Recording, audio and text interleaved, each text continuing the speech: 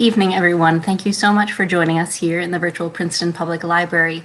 My name is Nora. I'm a part of the program team at the library. And we're very pleased to welcome Daniel Farber Huang to speak to us tonight about a topic that's growing more and more important in this new virtual world, cybersecurity. Before we get started, I want to cover a couple of logistics. This program will be recorded, so it will be available to be rewatched immediately following the end of the program. You can watch that right here on Crowdcast. We encourage you, if you don't already, to please follow us here on Crowdcast, and then you'll get notifications of all of our new and upcoming programs. So, as we've seen, we are continuing to move more and more into this virtual realm. We're spending so much time for work, for school, and for fun, for programs just like this.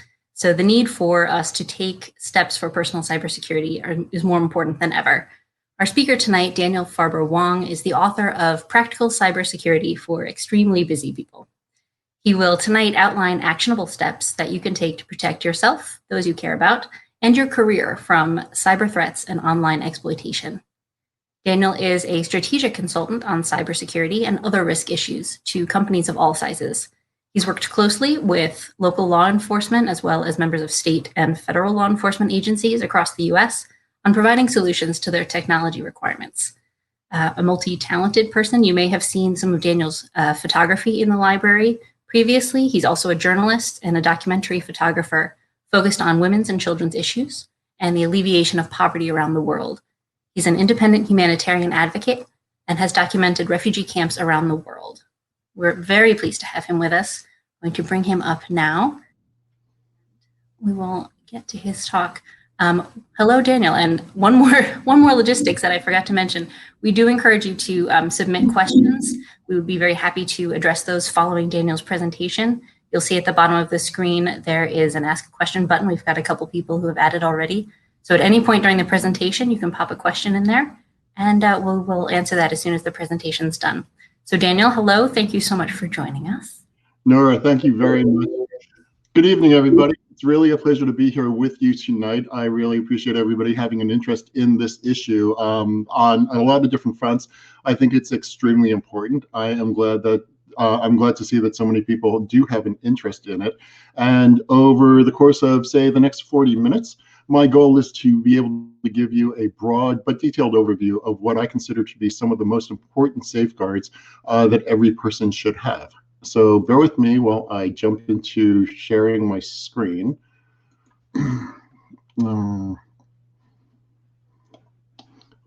Say, Nora, actually, I apologize. I'm going to need your help on doing this, I think.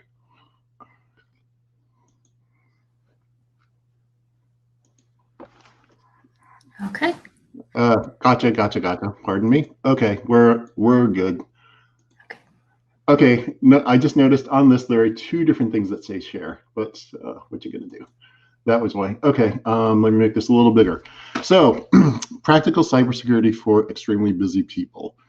So you know what we're going to be delving into. My intention is to be able to give you specific insights into basic defenses, phishing and scams, healthy habits, and best practices to be able to keep you safe on social media and in general, and also protect you against predators and trolls. I'll also leave about 15 minutes for questions at the end, should you have any.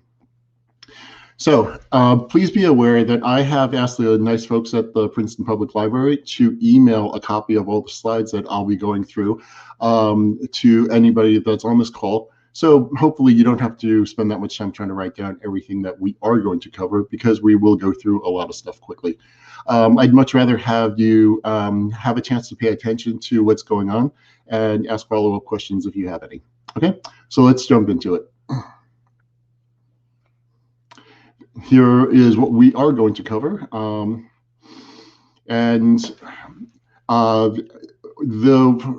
The information that we are covering is from the book that I put out not too long ago, actually, just at the end of 2020, Practical Cybersecurity for Extremely Busy People. So let's talk about the basics. Everybody knows what they need to do, but realistically, few people do it. It's sort of like a healthy diet and regular exercise. We all know what we should be doing, but there's always an excuse not to do it until it's too late. Cybersecurity pretty much works the same way for a lot of people. So I'm absolutely convinced that everybody on this call knows that having a good password on your accounts is one of the most effective ways to protect yourself. But I get it. There are any number of reasons why that's simply a pain to do or it's impractical. So the good news is that there are easy, and I mean really easy, ways that you could address this and make it something that you do continually. So this screen shows the 50 most common passwords of 2020. And the way that this was actually compiled was they were taken from breached websites and stolen account information that were available on the dark web. And looking at all the different passwords on all the different sites that were breached, tabulating them to see which passwords were the most common. You know, if you look carefully, a lot of these passwords, most of these passwords are not particularly clever. And realistically, they're actually sort of lazy. But in reality, they're also very easy for the owner to remember. And remembering a correct password is harder than it should be, especially when we all have probably, 100 or more passwords across banking, credit cards, social media, shopping, news, entertainment. So to give you a sense of what it means when people say website has been breached, I highly recommend that everybody go to the website haveibeenowned.com. And again, these slides will be sent out to you, so you don't really have to write everything down. But haveibeenowned.com, and owned is spelled with a letter P because that's how the cool kids do it. And this actually is a database repository of breached websites over the years. You enter your email address, and it tells you whether or not your email has been breached or your account has been breached in anything. We continually receive emails and notices from different websites saying that they have quote unquote issues, whatever that means. This actually can help you find out if you have been compromised.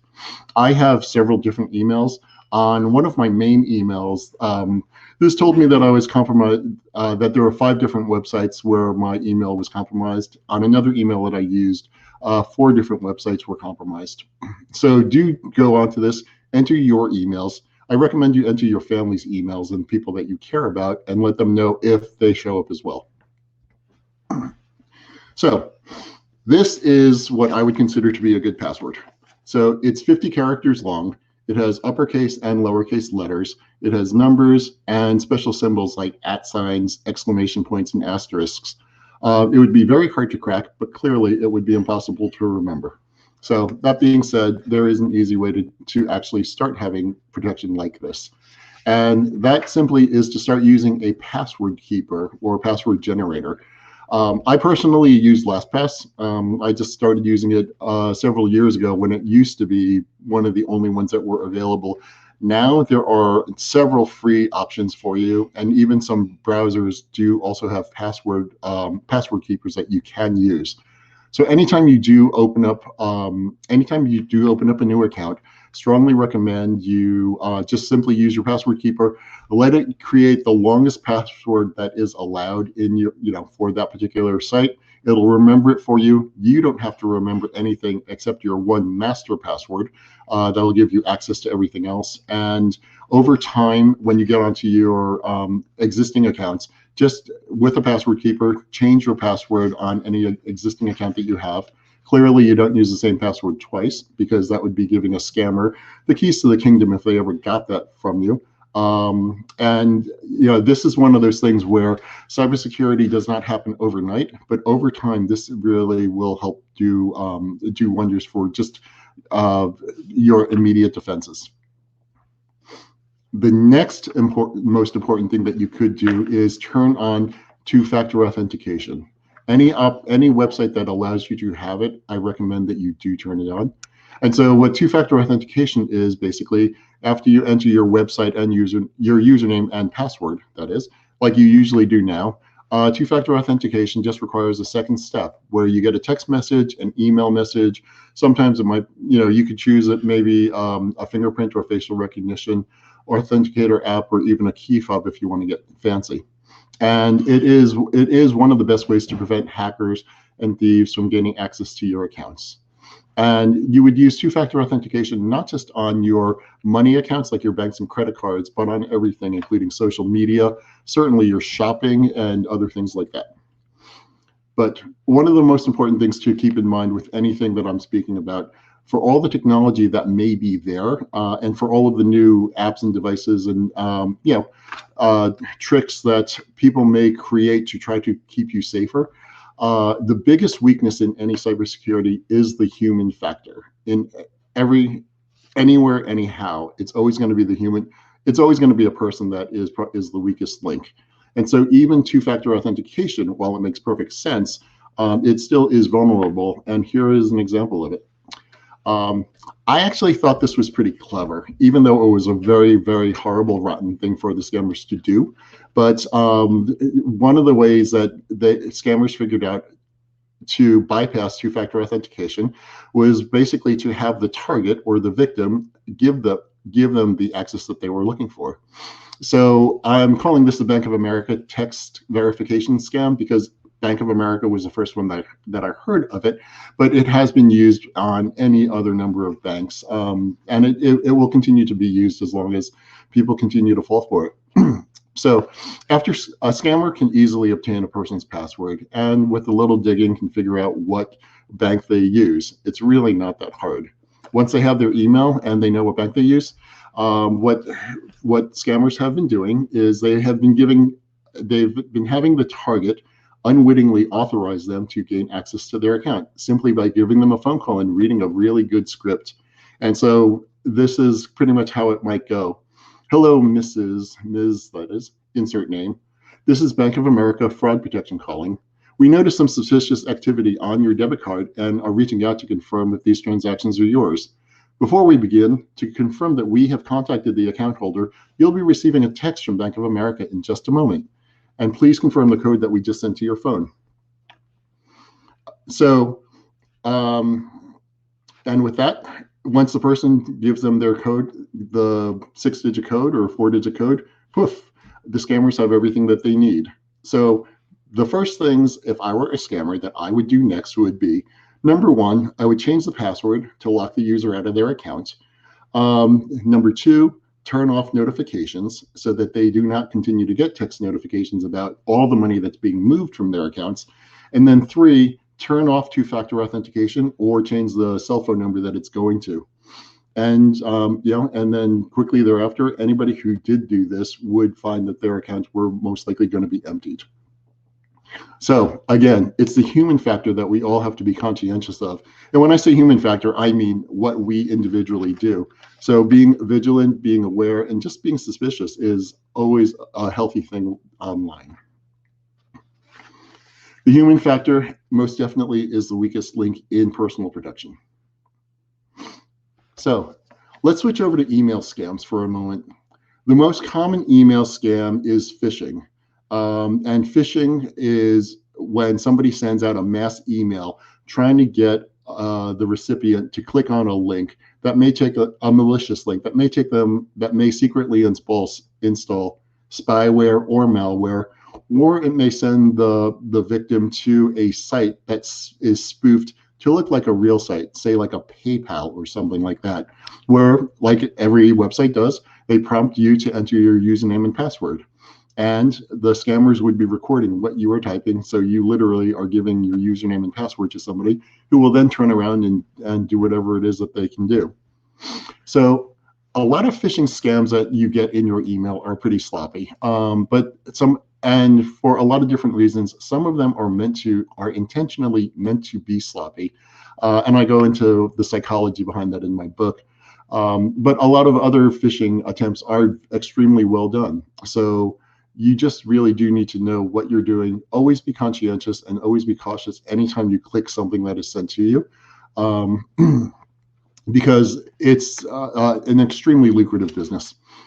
Another phishing scam is called spear phishing, which is a more targeted type of scam, where the person who is looking to target you is actually spending a little bit of time doing their homework or spending a lot of time specifically targeting you in one way or another. So this actually happened to me. about 2 years ago when I was working with one of my corporate clients. And so one day, I got an email from my CEO client, and it just said, "You working today?" And I emailed back, "Yes, I am. How's it going?" I got a quick, terse email reply back that simply said, "I need you to help with something ASAP." And I said, "Okay, what else am I going to say?" I said, "Sure, what do you need?" And then immediately, I got another email back. "I need you to buy $100 gift cards and email me the card numbers right away." So again, just being suspicious. What my initial thought was, what the hell? First of all, I wouldn't be the person that he should be asking to do that for a lot of different reasons. Number one, I'd probably mess it up if he did ask me to do it, but it certainly caught my attention. I took a closer look. I realized that the email that he had used, that he had sent it from, looked like the CEO's email, but it actually was misspelled by a single letter, and it was spoofed onto onto a Gmail account instead. So, how did they do this?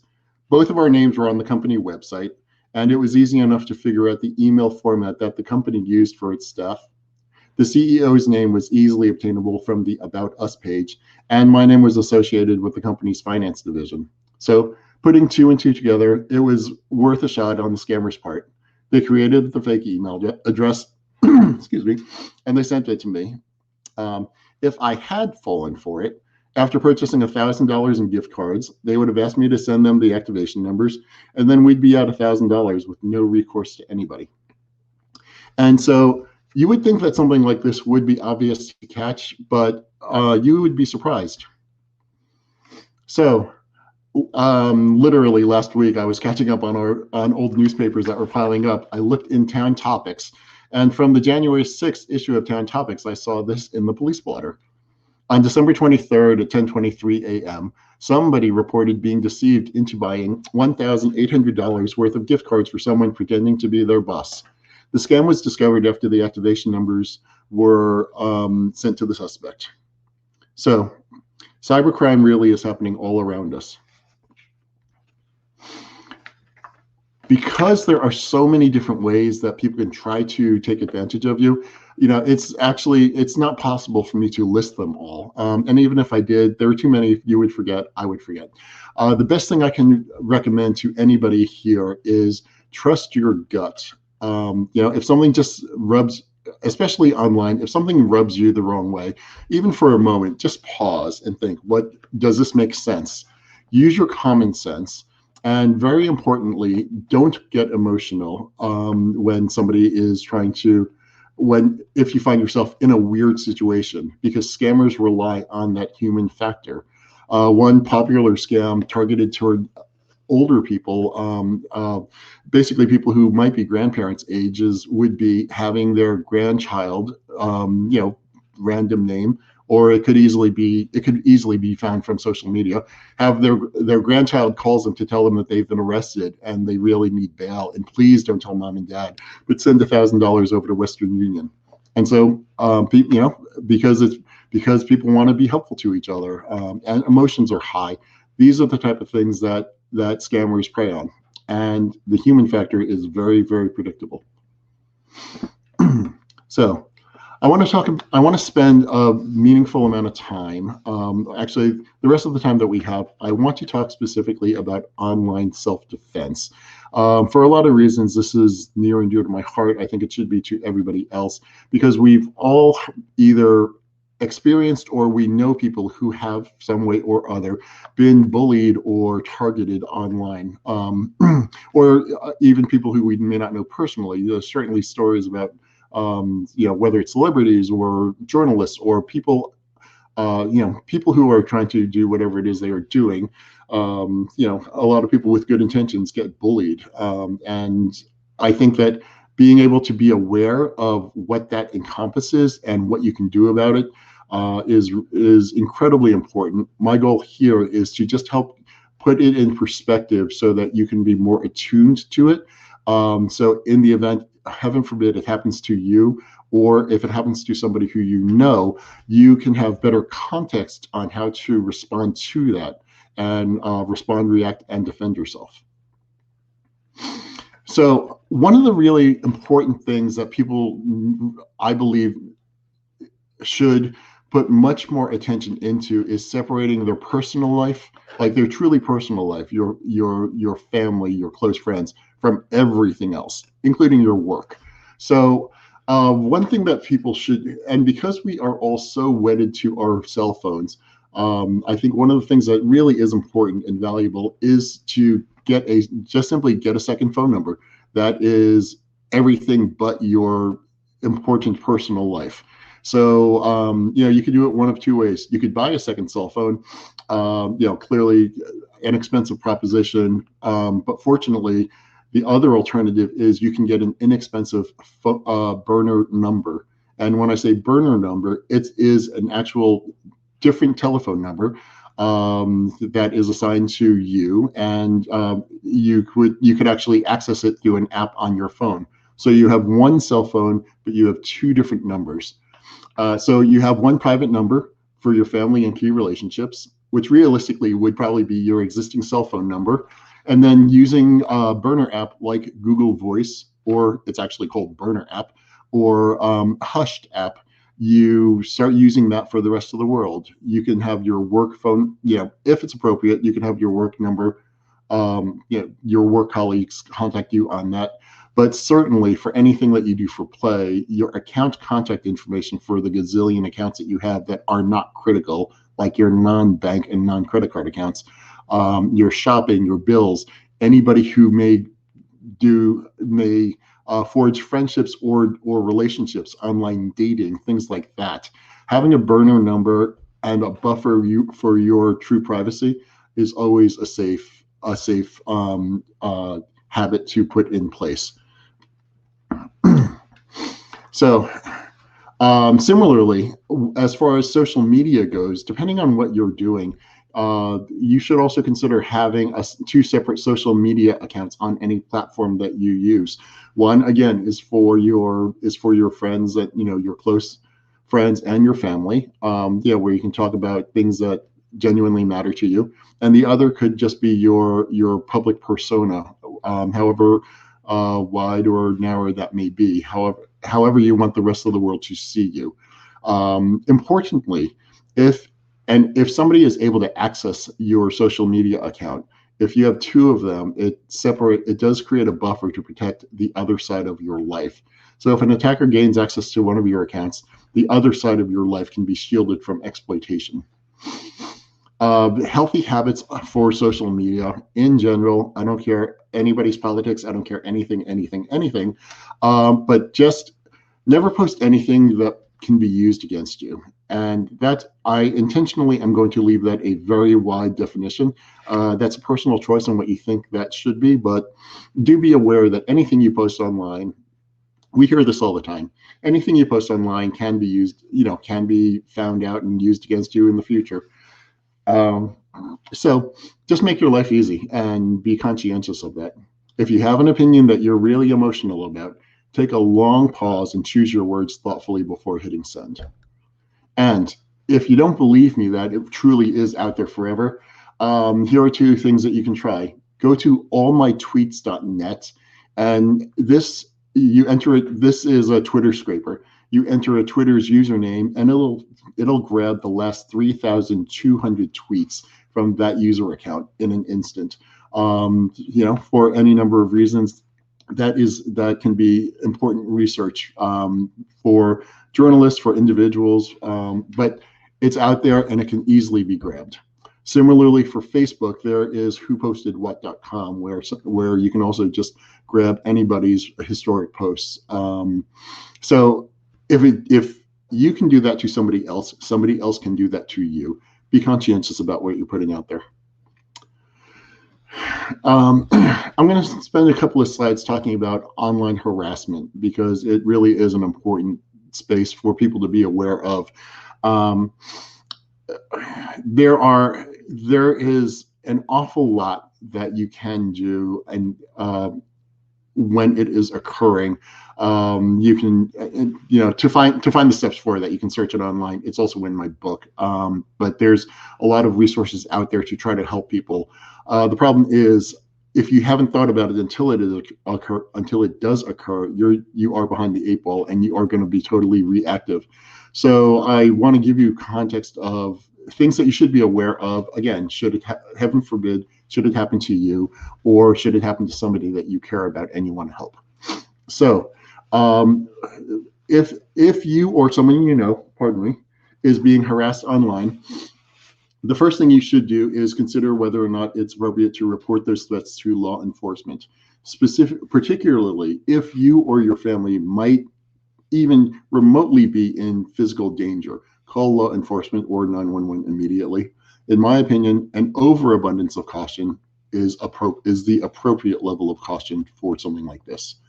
If you are being harassed on social media platforms, if somebody is being mean to you on Facebook or Twitter, you should report them to those platforms and make them aware of it. If appropriate, they can help remove the harassment that was on there. It can also put the harassers on notice, or get them blocked, get them penalized, get them muted. Be aware that when something is out there, you may not be able to get it wiped from the internet. So search engines may not remove harassment if it is speech, if it's considered free speech. They do have fairly rigid guidelines on the type of harassment that they will assist removing from their search engines. So do be aware of that. Okay, so here's a checklist that, again, you don't have to write this down. It's going to be emailed to you, but you should be aware of this, that you should be aware these are steps that you can take should this ever become an issue for you. So immediate steps to take. Like I said, report threats to law enforcement. An overabundance of caution when it comes to your personal safety and the safety of people that you care about is the right level of caution. Okay, it's better to be overcautious in the situation than worry that you might be pestering the police or anything like that. Okay, take your safety into your own hands. Number two, very importantly, consider your mental health. If you are being harassed, the harassers want to try to put you into a corner. They want to try to isolate you. They want to try to make you feel like you are alone and there is nobody who can help you. That is exactly what they want you to do. So therefore, you should do the exact opposite. So do seek support from peers or counselors as soon as you possibly can. Don't bear this burden on your own, because you really would be playing into the harasser's hands. Number three, if you are the subject of continual abuse and trolling, it's going to be hard for you, but do not read the trolls' comments, because people do this because they want to hurt the recipient. And so by you not reading their comments, you in a certain way are taking their power away. And that's really important. That is how you regain your power.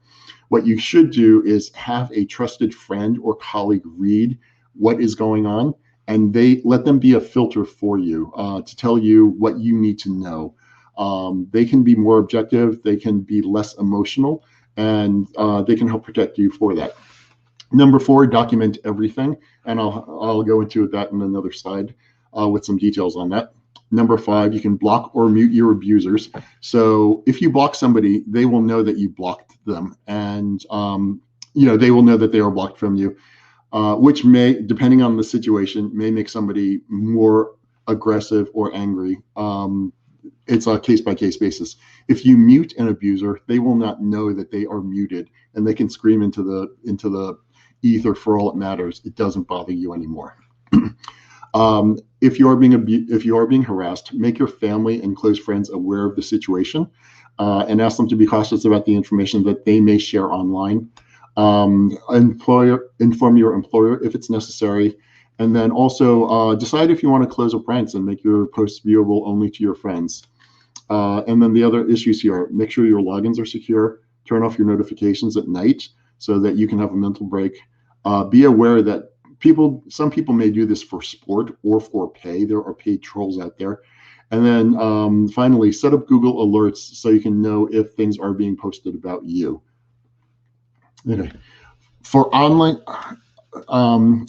sexual harassment is a much deeper layer of harassment that, unfortunately, obviously, we all know way too many people, both women and men, just people generally are subjected to. So in addition to everything that was on the previous page, if you or somebody that you know is being subject to sexual harassment online, and that can take a lot of different forms, okay? One of the most important things is to speak with trained professionals.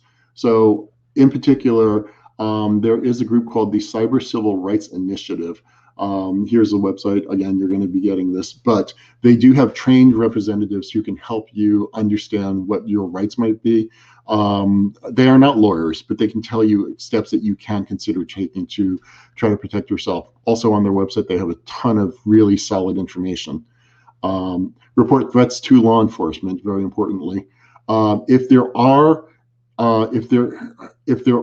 images that were posted without your consent, so basically it's known as non-consensual pornography, or otherwise known as revenge porn, you absolutely can reach out to the media platforms to try to get them removed. You also can reach out to search engines to try to remove it. There are standard processes that these places do have, where they do let you know how to go about trying to make them aware of it and try to get that removed. So importantly, any situation like this, do keep detailed records of anything that's going on, because it will be important evidence for you. You'll be getting this, so just be aware the kind of information that you should keep track of are the date that something occurred, what exactly happened, what evidence do you have that it happened, and those could be screenshots, those could be text messages, whatever it is that alerted you to it. Who do you think did it and why? And what evidence do you have that they may have done something like that? And then also, is there further evidence that you need to corroborate that it did in fact occur? Okay, so keeping records is important, in part because, again, these are emotional situations. They're really painful, they're really hard, and this will help. This will help in the future if, should things escalate, should you need to report further things to law enforcement or take other action. So now, philosophically, everybody I'm a photographer. I take photos of people with their consent. I'm a documentary photographer. I take photos of situations that I believe have historical significance. I have a cell phone. I take pictures of things that I just enjoy. Everybody has the absolute right to take pictures of whatever the hell they want to take pictures of. So don't ever, provided it is with consent. People are entirely within their right to take pictures of themselves.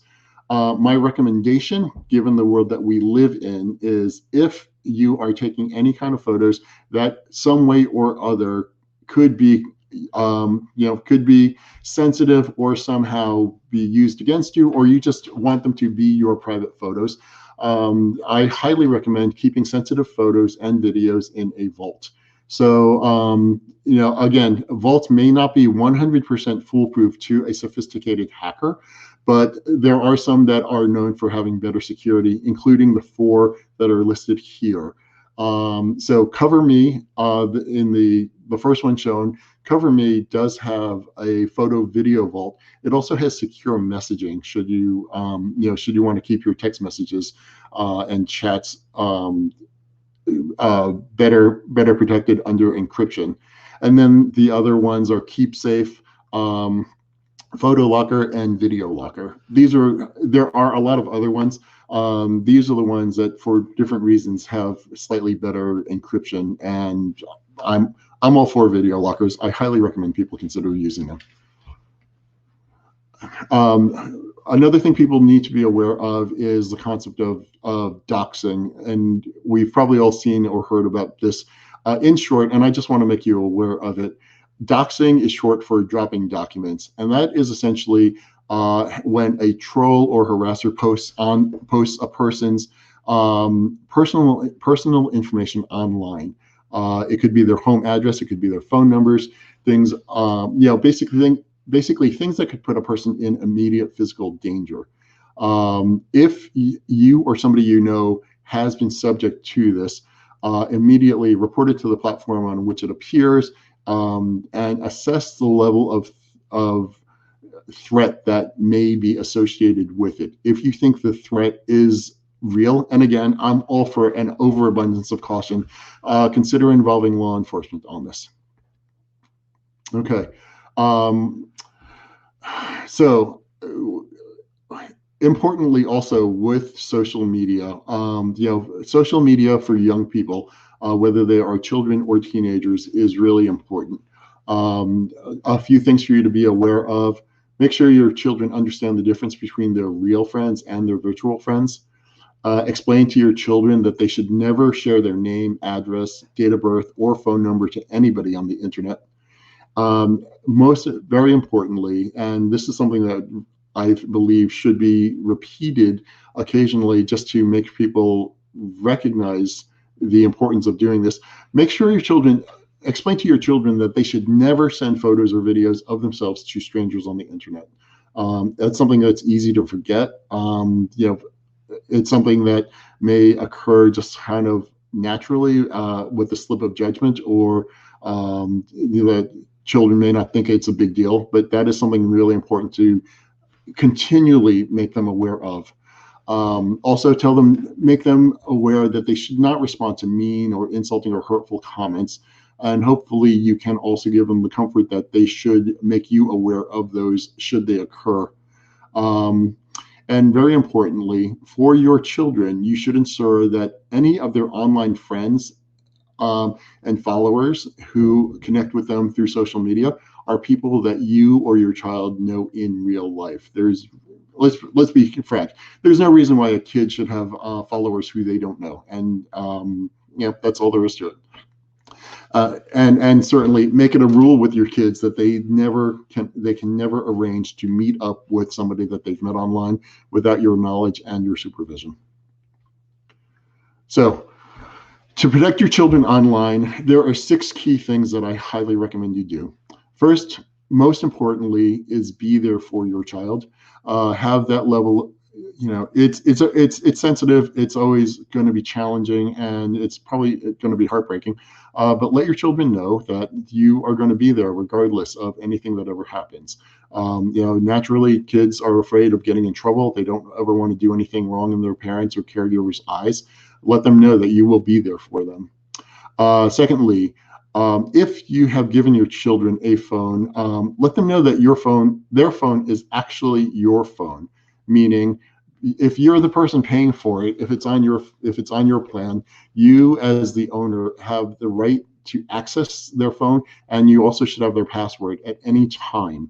Write their password down and file it away if it ever becomes necessary for you to have to just see what they are doing on their phone. Really important. Practice safe browsing. Especially for younger children, only allow them to browse online in a common area of your home, like at the kitchen table, not behind closed bedroom doors. And also limit their screen time. Don't let them keep their devices in their bedroom overnight. And then two final things, and then I'm happy to go into questions, any questions that you may have on this.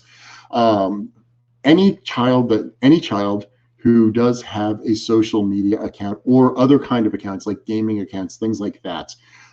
Healthy habits would be they do not use their real name as their username. Let them be Stinky Dumpling or anything else. It can, let them be as creative as they want to be, but not their first and last name. They should not misrepresent their correct age, but unless it's for medical purposes, academic purposes, things like that, there's really no reason why your child's real birthday should be online. So, don't make a 12-year-old a 16-year-old, but just make their birthday December 25th or January 1st or April Fool's Day. Something, unless there actually is April Fool's Day, because it's only going to be commoditized and it's only going to be sold sooner or later. So unless it's for something that actually matters, like a medical record, I highly recommend essentially having a burner birthday number. Similarly, don't let them use their real face in their profile photos. Have a non-personal image or an emoji, which just simply makes it harder for random people to search for them online. And also make their social media settings private. So if for some reason this is the last point, then we'll go to questions. If your child does require a public face, say they're in high school, and maybe it's for academics or for sports, or even if your child wants to be an influencer of something or other, they should maintain two very separate accounts on any platform. Again, one account is their personal account for the family and true, actual, real friends, and be set up with all of the safeguards that I had mentioned above. And then the second one is their public persona, which, where they can present themselves in whatever curated way they consider to be appropriate. But really, really important. And it's also a healthy habit as they start getting older to be able to separate their personal life from their public life.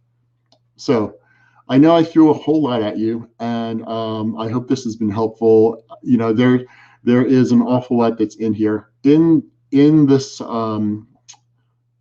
this presentation, there is my email. There is an email address where you can reach me should you have follow-up questions. And I'd be happy to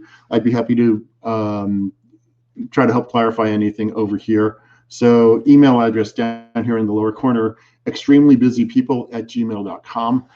So now I have 6 emails instead of 5, but this is a really good way to reach me regarding cybersecurity. So any questions that you have, please feel free to reach out to me. My goal is to try to make people as aware as possible, because I think this is one of the most important things that we can do to protect ourselves and the people that we care about. Protect our jobs, protect our personal lives, protect our families. So I hope you have found this helpful. I'm really happy to try to answer any questions that you may have. And if I can find the stop sharing button here, I will bring it back to Nora. Did that work? Where are we? It did. You are successful. There we are. Thank you. That was wonderful. I try to be fairly safe online, but there's a lot in there that, like, new things to think about and things that I want to try as soon as we're done here. Yeah, I guess the one thing for people to remember is that trolls are like, basically trolls have all the time in the world. And if somebody is looking to try to do you harm, either because they know you and they want to do you harm, or they don't know you and they just want to take something from you, like your money, they have all the time in the world. So with enough time and enough pressure, things tend to break. And that's, again, constant awareness is something that is is a really healthy habit, in addition to you getting your regular diet, your exercise, and your 8 hours of sleep.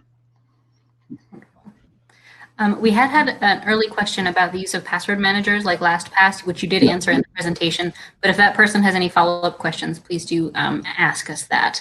So we have a question here. Is it dangerous to click unsubscribe on unwanted emails? If it's from something that you actually did subscribe to, or something that you did shop from, and it actually is legitimate, then it's okay to click unsubscribe. If it's some random thing that you're receiving, for whatever it might be, and they're clogging up your inbox, I actually just click on reported as spam, so that it gets blocked that way.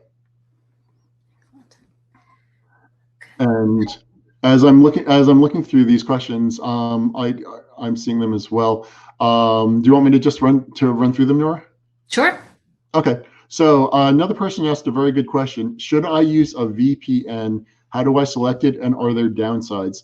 A VPN stands for Virtual Private Network, and it is a way to keep your browsing habits anonymous in many different ways. Not every way, but in a lot of different ways. It helps keep you anonymous, basically, and that's always a good thing.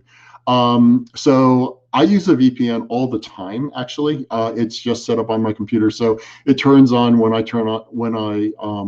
it turns on as soon as I connect to the internet. there are a lot of different ones out there, which is part of the problem. It's like it's really hard to tell what makes sense because they all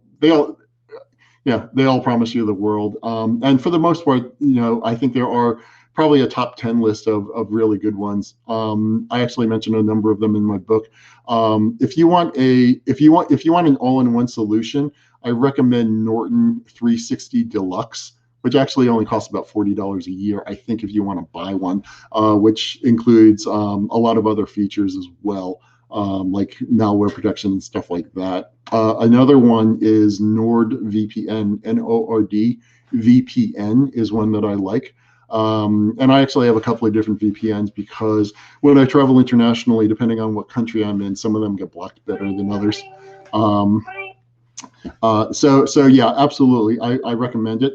Downsides of using a VPN are mostly just convenience, where streaming services like Pandora or Netflix, things like that, they require people to be in certain countries for them to work. And if my VPN makes it look like I'm calling from Albania, I can't get Pandora. Big deal. I'll deal with it. So there certainly are some conveniences that you may have to deal with every so often, where you turn off your VPN, like for instance some banking things, like Bank of America, is looking for people primarily in the United States. If your VPN says you're coming from somewhere else, they just may have a hard time connecting. So you turn your VPN off, do what you need to do, and turn it back on. Another person asked, what are Google Alerts? Google Alerts are great, basically. So if you have I don't even know if you even actually need a Gmail account, but in Google, you can actually, if you literally Google the phrase Google Alerts, and it will allow you to, just simply search for a phrase. Like if I search for Daniel Farber Huang, Daniel Farber Wang, Daniel Farber Wing, 5 variations of my name. And I tell it to just send me an email anytime that phrase shows up in anything, news articles or websites, things like that. It will alert me when that phrase comes up. And so you put it on for your own name in the event that for some reason you fear that, if for some reason you have concerns that, people may be writing about you one way or another. That's, it's basically Googling yourself automatically. And then looking at other questions. Okay. This is what do you do when your email has been pwned or has been owned?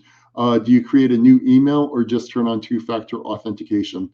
When you get to haveibeenowned.net or .com, whatever it was, and if it says that, say like your user account at Nike.com was compromised, what you should do is go to Nike.com and change your password, again, to a 50-character password, or something ridiculous to remember, so that anybody who was able to access your user account previously with your old password can no longer do that.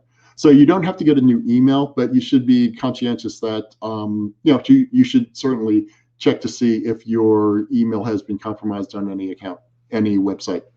And it says, or should I turn on two-factor authentication? You should do that as well anyway. It's just a healthy habit. Somebody said, I spoke too quickly. Norton 360 Deluxe is the software package I recommended. It's easy, basically. That's a short version if you want to try to protect yourself at the lot. Norton 360 Deluxe. And then somebody said, as far as password managers go, like LastPass, they worry about concentrating all their trust into the security of one company. They wonder if it's preferable to distribute their risk, the risk in case of a security breach. Is LastPass or others particularly safe? That's a very, very good question. If you really wanted to, what you could consider doing would be, again, maybe separating your work life from your personal life. I use one. I use one, and that's mostly out of habit, quite frankly. I like the concept of keeping it all organized in one place, but you certainly could create two separate ones. One for all of your work stuff, one for all of your personal stuff, or however you choose to separate it. And then somebody also said, do you know if the free version of LastPass is enough? It does less. I would say start with the free version, get used to it, and then decide whether or not there's something there that is really important for you. I did get the paid version. I forget why, quite frankly. There was some little bell or whistle that I think it's actually only like $20. Well, I forget how much. It wasn't so much that it was a big deal for whatever it was that they were offering. And then somebody also asked, is screen sharing safe? Sometimes when I call tech support, the helper asks me to share my screen so they can help me. I only do that if I'm really in a bind and I'm speaking with Microsoft, basically, like Microsoft support or something where it clearly is the only way for me to try to get help. So one of the things to keep in mind, anytime you're having a specific computer issue, if you actually Google, literally like my keyboard froze, or, well, if your keyboard froze, you probably can't. You'll have to text that on your phone. But you could probably Google most any computer issue to try to find a solution, because if it's happened to you, it has most definitely happened to somebody else. And then sometimes when you do have to call tech support, again, it really depends on who it is. If it's somebody trustworthy, like if it's Apple or Microsoft or something like that, I'm more okay with it. After I do exit, after that being said, on my computer, I do have, make sure you do have, virus scans and things like that. After I do share my screen and somebody exits off of it, at a minimum, I'll certainly reboot my computer to restart it. So it's not, it works, but you got to know who you're letting into it. How do I set up separate email accounts when I have my email synced so I get everything everywhere? How would I separate them? That's a very good question. So you could do it. How do I describe this? So on Gmail, I have multiple accounts for different, for different parts of my life. One's my photo account. One's my, I use Google Office or whatever it's called to handle, my corporate stuff. And then I have a couple of other ones, including now extremely busy people.gmail. And in your settings, you can actually have your emails, and in Google or other ones as well, you can have your emails forwarded to another email. So if you want to have your separate email addresses all forward to one main email that you use, if you get into your settings and look for forwarding, and if you can't figure it out, again, like Google it, because there will be explanations on how to do it. You can have all of your emails forwarded to your main account. So, and it looks like those were all of the questions. That was great. I love to see so many. And for anyone, if you're going to be watching this after the fact, each of those questions is sort of time attached to the answer. So if you wanted to go back to one specific thing, you can find those pretty easily. And then again, another quick reminder that this will be available afterwards to view, and we will be sending out an email with Daniel's slides. So you'll be able to review those. This really has been wonderful. Thank you so much for this presentation. I know the audience was riveted, as I was, to get all this information and to start doing some mental planning for the physical work needed to make sure that we're all safe online.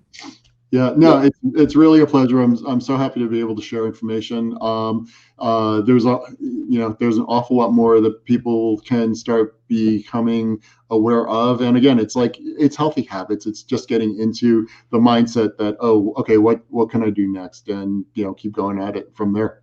So good luck, everybody. Do take care of yourselves online, take care of the people that you care about online, and hopefully all of this makes the world a slightly gentler, kinder place for all of us. Absolutely. Thank you again, and we will say good night. Thank you again, Daniel. Thank you, everyone. Bye now.